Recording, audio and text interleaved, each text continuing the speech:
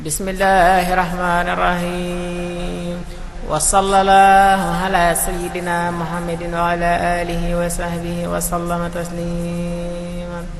La ilaha illallah, la ilaha illallah, la ilaha illallah, la ilaha illallah, la ilaha illallah, la ilaha illallah, la ilaha illallah, la ilaha illallah, la ilaha illallah, la ilaha illallah, la ilaha illallah, la ilaha illallah. Asalaamaaleykum wa rahmatullahi taala wa barakatuhu. Mbokki jullit yi, mbokki taalibe yi, mbokki seetaankat yi, samedi fukki fan ak ñeent ci weeru mai ci atum 2011 ñu ngi fii ci université Cheikh Anta Diop ci Ndakaaru, Cheikh Ahmadou Mbacké Maoul Hayaat ñëw di gane si mbokki jullit yi ak mbokki taalibe yi di ay étudiants di ay jàngalekat te nekk fii ci daara ju mag ji ñu naan ko université Cheikh Anta Diop ci Ndakaaru. Nous allons vous présenter aujourd'hui un thème qui s'intitule modernité et spiritualité. Nous avons sur cette table Serigne Mouhamadou Ngom, qui est sociologue et spécialiste des sciences de l'éducation. Après lui, nous allons donner la parole aussi à Serigne Baye Ferry Sey, que nous connaissons très bien, qui est professeur d'histoire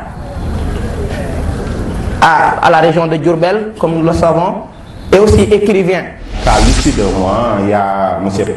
Baye Ferry Sey qui va parler de la spiritualité en relation avec la modernité, et Serigne Fallou qui est à ma gauche aussi, que vous connaissez certainement pour la pertinence de ses causeries, prendra la parole pour approfondir davantage ce que j'aurai à dire sur la modernité et en donner des exemples, des manifestations et éventuellement aussi des menaces.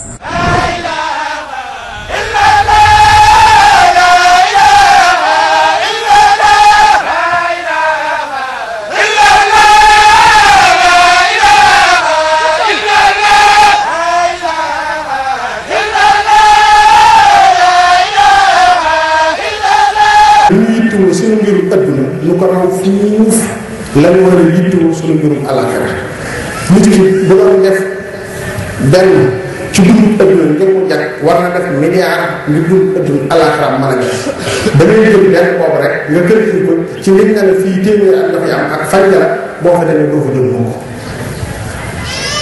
dëgg la ak lu baax mustaneex lu nekk lay mas di doon naka jag fii nag lii kii di seetaan am na jamono boo fii ne bu ko nit di seetaan day fekk maa ngi ci biir suuf ak yéen ñii ñëpp mun da ñàkk di loolu xam nga doonu mën a ñàkk te dañ ko war di xalaat dafa war a bokk ci dund gi dee dafa gën a wér lépp lu dul moom ndax am na jamono boo xam maa ngi gis koo xamante ni loxoom yi mi ngi ko teg ci suuf nii ak ñaari tànkam nga xamante ni mënut a dox noonu lay doxee di battu di dem mu wóor na ma ni fii ma toog bu sooboon yàlla may kooka bu sooboon yàlla kooka di man lu ma defal yàlla ba tax mu def ma lii lu mu def yàlla moom ba tax yàlla def ko lool dara laa ko defalut maay jaam bi gën a bon ci jaam ñu gën cee xeebu kon nit ki dafa war di dund dundin wow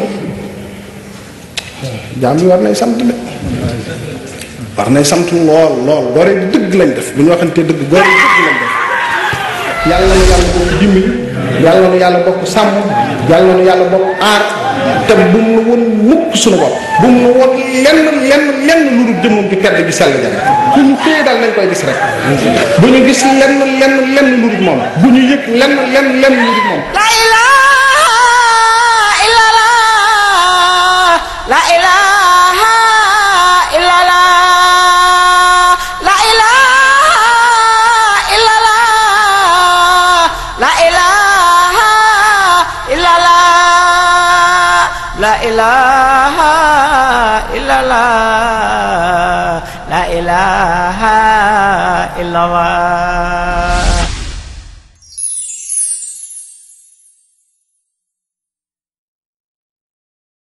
la ilaha illallah la ilaha illallah la ilaha illallah la ilaha illallah. ngan gi nag di ngan gu am solo goo xam ne am nu jot étudiants yépp boole seen bopp nekk benn tertu sëriñ bi teral ko dalal ko, waaye itam sëriñ bi ci matam sëriñ bi itam ci itteem ci lislaam ak ci njàngaleem sëriñ Tuubaa mi nga xam ne waxtu wu ne saa su ne mi ngi koy fësal ba jaam ñi xam bu baax a baax li taxoon sëriñ bi mu daan sonn ci kaw suuf mooy leeral yoonu lislaam di yoonu dëgg di yoonu jub di yoonu siraatal mustaqima.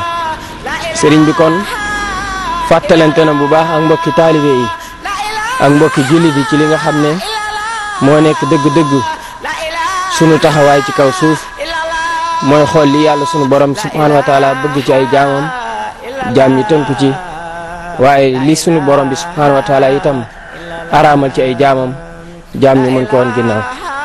sëriñ bi nag li tax waxtaanam ñëpp di daw di ko déglu si mooy day def jeexit ci jaam yi nga xam ne dañ koy dégg, ba tax na waxtaan wi yëngal na bu baax a baax xol yi, delloowaat na bu baax a baax jaam ñi ci sunu borom bi subhanahu wa taala.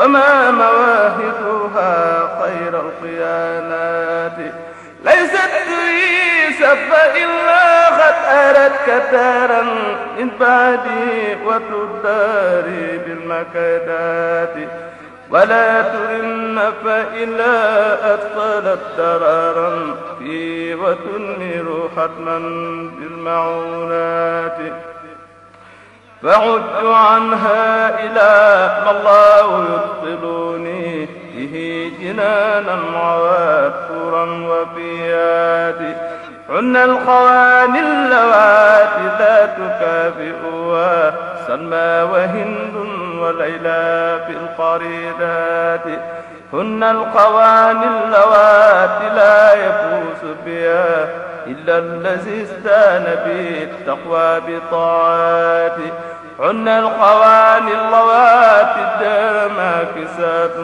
فيما لها من قيام والضجات. njëkki ci sëriñ bi di jël kàddu am na waxtaan woo xam ne amal nañ ko fa ci thème bu am solo, thème d'actualité di waxtaane jamono bi fi mu toll ak itam njàngalem lislaam njàngalem Serigne Touba Cheikh Ahmadou Bamba Khadimu Rasul ni nga xam ne noonu la mën a indi ay saafara ci jamono ji fu mu toll ak ci nit ñi itam fi ñu toll ci jamono.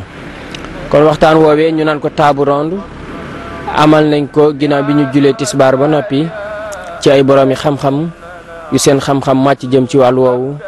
kon mbokki seetaankat yi ñu teewlu table ronde bi ba ci kanam ñu del siwaat ci li des ci programme bi.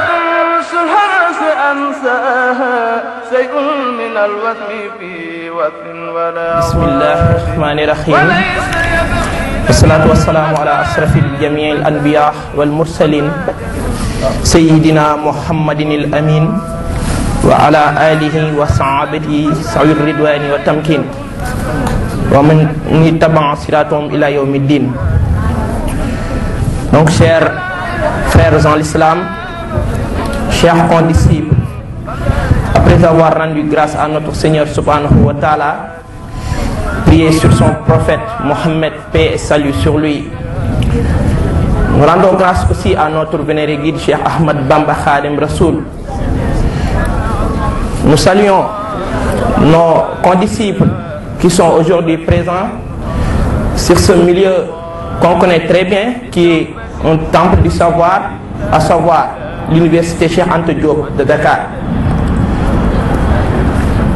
Pour ne pas tarder, nous allons vous présenter aujourd'hui un thème qui s'intitule Modernité et spiritualité. Nous avons sur cette table nos condisciples que nous connaissons tous, à savoir Serigne Mohamedou Ngom, qui est sociologue, est spécialiste des sciences de l'éducation, donc il fait des recherches sur l'éducation et sur l'islam. Il va traiter sur ce thème que nous venons de dire, modernité et spiritualité, le côté de modernité. Donc, nous allons donner la parole à Serigne Mohamed Ngom pour qu'il nous parle de ce qu'il a fait comme étude sur la modernité. Après lui, nous allons donner la parole aussi à notre condisciple Serigne Baye Ferry Seye, que nous connaissons très bien, qui est professeur d'histoire à la région de Diourbel, comme nous le savons, et aussi écrivain, car il vient de mettre sous nos yeux un livre très intéressant que nous connaissons comme racine égyptienne de l'au-delà musulmane. Donc, pour ne pas tarder, on va donner la parole à Serigne Mohamed Ngom pour qu'il nous présente son thème, son exposé sur la modernité et l'islam. Bismillahirrahmanirrahim. Wassalatu wassalamu ala man la nabiyya ba'da. Chers frères et sœurs en l'islam, après avoir remercié le bon Dieu subhanahu wa ta'ala, dire sa grandeur, le remercier encore pour sa miséricorde, nous prions sur son prophète Mohammed ainsi que sur ses nobles compagnons, sur sa famille et tous ceux qui ont après lui essayé de s'astreindre dans la voie de la droiture, la voie de la félicité qui se trouve l'islam et pas une autre voie. Merci beaucoup, monsieur le modérateur. Je ne ferai pas un exposé sur des études que j'ai faites sur la modernité, mais sur un constat que nous tous avons fait, parce que nous tous, nous sommes en plein dans la modernité. Certains disent modernisme, il y a quand même une nuance. Nous vivons la modernité et nous voulons aussi être des musulmans. Et l'intitulé du thème,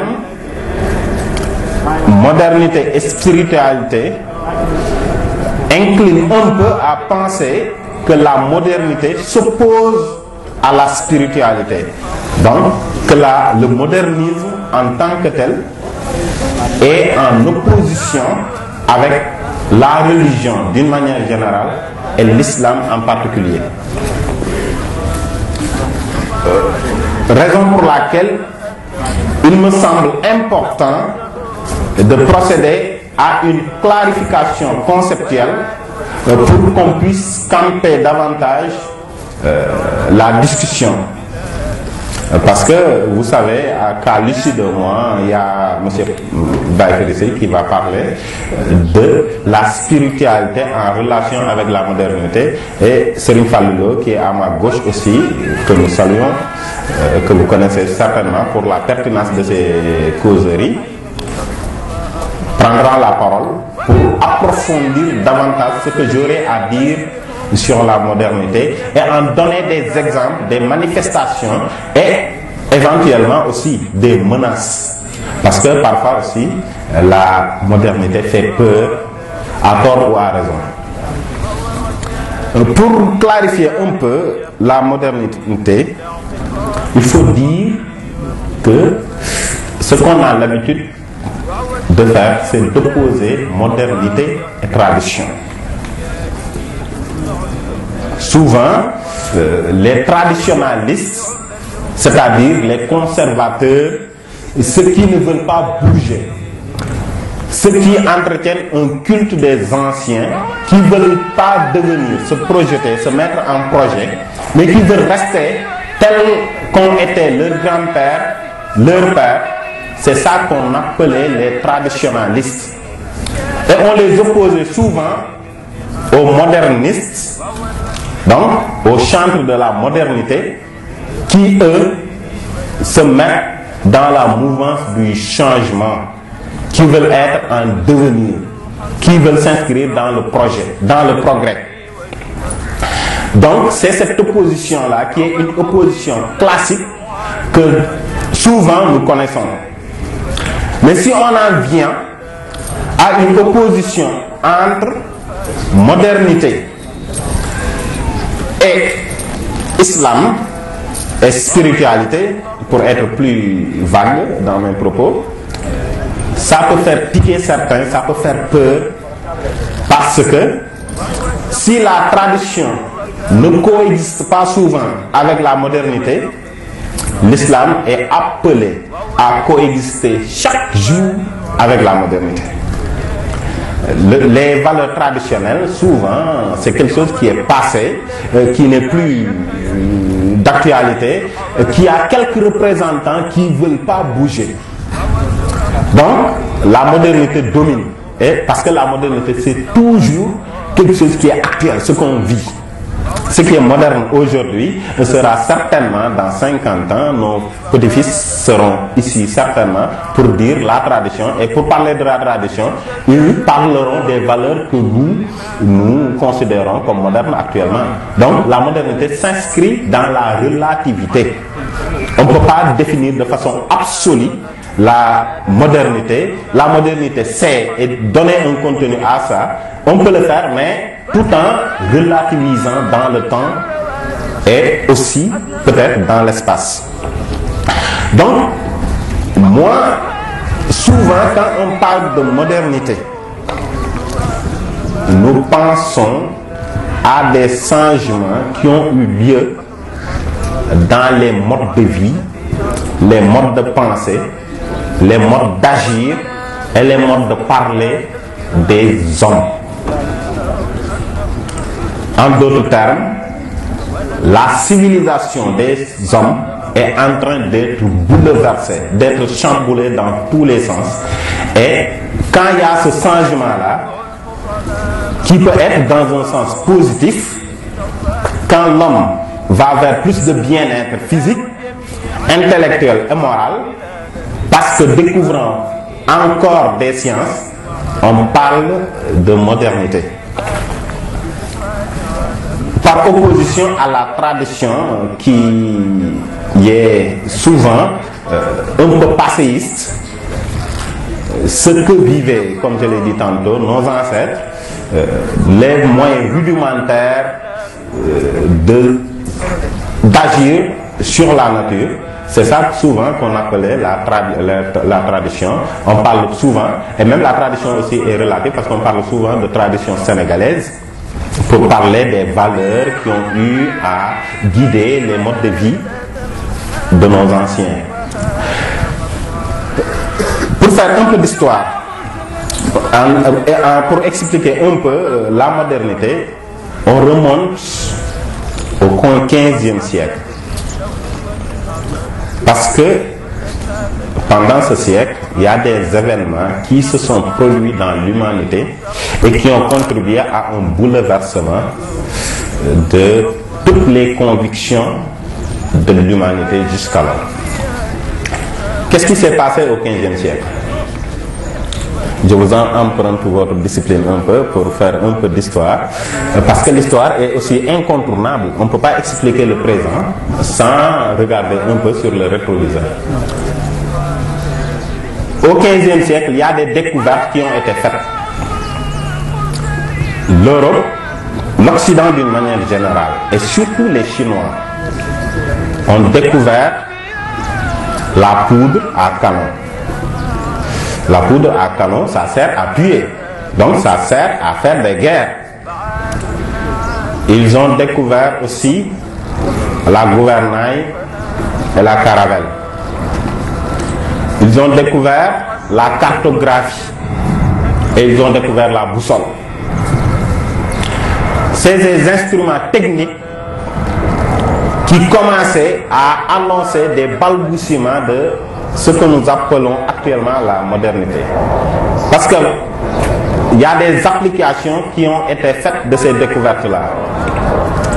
Pour ce qui est de la caravelle et autres, la boussole, ça a permis aux Européens d'affronter la mer pour pouvoir voyager. La boussole les aidant à un peu s'orienter dans leur périple, et ça leur a permis de découvrir beaucoup d'autres continents. Parce qu'une fois ces découvertes faites, ce qui s'est passé, c'est qu'il y a eu des explorateurs qui sont allés à la conquête du monde. On nous parle de Magellan, on nous parle de Delcano, de Christophe Colomb et de tous ces gens-là qui sont allés à la découverte, mais aussi à la conquête du monde. La technique a un peu avancé, le mode de vie de l'homme s'est amélioré sur le plan physique, je dis, physiquement. On est allé encore une autre époque qui est très importante. Si on parle de modernité, c'est le XVIIIe siècle aussi, qui est caractérisé en Europe par deux révolutions. La révolution politique et idéologique de 1789, qui a bouleversé l'ordre social européen. On a critiqué la royauté. Le roi avant était considéré comme un dieu parce qu'investi d'un pouvoir divin. Il est roi parce que Dieu l'a voulu. Et celui qui défie son autorité est en train implicitement de défier l'autorité divine. Et ça, c'était ancré dans la conscience des gens, de telle sorte que personne n'osait se révolter face à l'autorité royale. La révolution de 1789 est venue remettre en cause ces convictions-là, et grâce à certains auteurs, je peux citer Jean-Jacques Rousseau, qui a écrit le contrat social. Qui dit contrat dit deux parties. Il a dit que l'ordre social, la façon dont la société est organisée, n'est pas un fait de Dieu. C'est pas Dieu qui a fait ça, mais c'est un fait des hommes. Le pouvoir n'a pas, l'État, le roi n'a pas une légitimité divine. Il est fait par les hommes, et la conséquence, c'est qu'il peut être défait par les hommes. Donc en 1789, ce qui s'est passé, c'est que les gens ont pris conscience de cela et ils ont renversé le pouvoir du roi et des idées de liberté. Parce que quand ils ont buté le roi hors du champ social, en même temps, ils voulaient, et c'est ça l'erreur de l'Occident, parce qu'ils assimilaient le roi à Dieu. Sortir le roi de l'agenda de la vie des hommes, c'est aussi sortir Dieu, la main de Dieu, de l'agenda de la vie des hommes. C'est comme si on voulait se détourner de toute velléité d'autorité, fût-elle l'autorité divine. Et les idées de laïcité commencent à naître. L'autre événement de ce même XVIIIe siècle, je résume un peu, c'est la révolution industrielle qui est née en Angleterre. C'était un boom économique. Les gens étaient tellement optimistes parce que le XVIIIe siècle, c'est aussi, sur le plan des idées, le siècle des Lumières. La science commence à avoir un développement fulgurant. Les industries se développent et l'Occident était animé par un optimisme béat qui fait que, pour eux, l'humanité allait vers plus de bien-être ou bien plus de mieux-être. Résumer leur optimisme en disant que hier était mauvais, aujourd'hui c'est bien et demain sera meilleur. Parce que tout militait en faveur de cet optimisme-là. L'humanité allait vers plus de bonheur. Encore une fois, le bonheur est relatif. Ça, on le sait. Et ils vont l'apprendre, eux, à leur dépens. Parce que un peu après le développement industriel, ce qui s'est passé, c'est que le bonheur attendu n'était pas au rendez-vous. Donc, la modernité ne signifie pas amélioration du bien-être de l'homme. Il y a des machines, il y a des industries, il y a plus de production, l'agriculture, il y a ce qu'on appelle la mort du paysan et la naissance de l'agriculteur. Parce que les moyens de production se sont développés. Il n'y a plus de paysans en Europe, mais plutôt de grands agriculteurs avec des tracteurs. La production a été multipliée. On était en droit de s'attendre à un mieux-être. Mais cet optimisme-là a fait place quelque temps après à un désenchantement, à une désillusion. Parce que le bonheur n'était pas un rendez-vous. Ce qui s'est passé, c'est que les gens ont quitté les campagnes pour venir s'entasser dans les villes. C'est comme ce qui se passe à Dakar actuellement. Et il y a de nouveaux problèmes qui n'étaient pas connus jadis, qui sont apparus. On voit que dans les villes maintenant, il y a la prostitution qui galope dans ce XVIIIe siècle. Et ce n'était pas connu avant. Il y a l'apparition de taudis, des bidonvilles en Europe, parce que ça, c'est lié à toute urbanisation et à tout développement, donc à toute modernité. Et la question sociale est commencée à se poser. On commence à faire travailler les enfants qui deviennent maintenant une main-d'œuvre facile. On les fait travailler dans les industries et le minimum de temps que les enfants travaillaient, c'était 12 heures de temps par jour. Minimum. 12 heures de temps par jour et 6 jours sur 7. Et on paye à l'homme un salaire, à la femme la moitié et à l'enfant le quart du salaire de l'homme. Donc, les Européens ont commencé à faire beaucoup d'enfants parce que ça rapportait aussi. Vous voyez donc que la modernité est comme... Dès le XVIIIe siècle, la modernité a commencé à poser des problèmes à l'Occident. Ils ont commencé à se poser des questions et certains auteurs ont commencé à prôner un retour aux sources. Déjà, dès le XVIIIe siècle, nous, on s'attendait à un bonheur. On croyait que si on développe l'industrie, si on développe le machinisme, si la machine remplace l'homme, on allait vers plus de bonheur. Mais ce dont on se rend compte, c'est que notre malheur augmente. On a des problèmes que nous n'avons jamais connus. Et